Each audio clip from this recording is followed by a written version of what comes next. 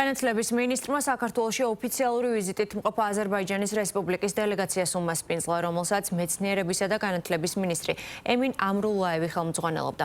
შეხვედრაზე მხარეებმა განათლების, მეცნიერებისა და ახალგაზრდობის სფეროებში საქართველო-აზერბაიჯანის თანამშრომლობის გაღრმავების გზებზე და ერთობლივი პროექტების განხორციელების საკითხებზე იმსჯელეს.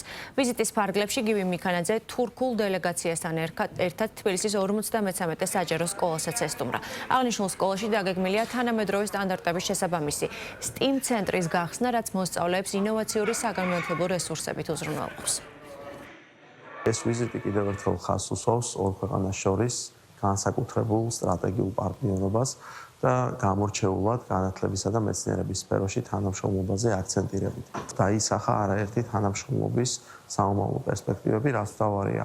ჩვენ განვაახლეთ სამუშაო ჯგუფების დონეზე ურთიერთობა, რომელიც მინისტრის მოადგილეების დონეზე რეგულარულად იკრიბება გარკვეული პერიოდულობით, თუმცა შევთანხმდით იმაზე, რომ ორი მინისტრის შეხვედრა წელიწადში სულ მცირე ორჯერ უნდა ხდებოდეს იმისთვის, რომ მუდმივი კონტაქტი, კომუნიკაცია და ერთობლივი კონტექსტით გამოვიდეთ საერთაშორისო თუ ადგილობრივ პლატფორმებზე. ვიზიტის ფარგლებში საქართველოს განათლების, მეცნიერებისა და ახალგაზრდობის მინისტრთან ერთად განვიხილეთ აზერბაიჯანსა და საქართველოს შორის არსებული თანამშრომლობის გაფართოების შესაძლებლობები. ჩვენ გვწამს, რომ შეგვიძლია მნიშვნელოვანი წვლილი შევიტანოთ ჩვენი ხალხების მეგობრობისა და ძმობის მდგრადობის განმტკიცებაში.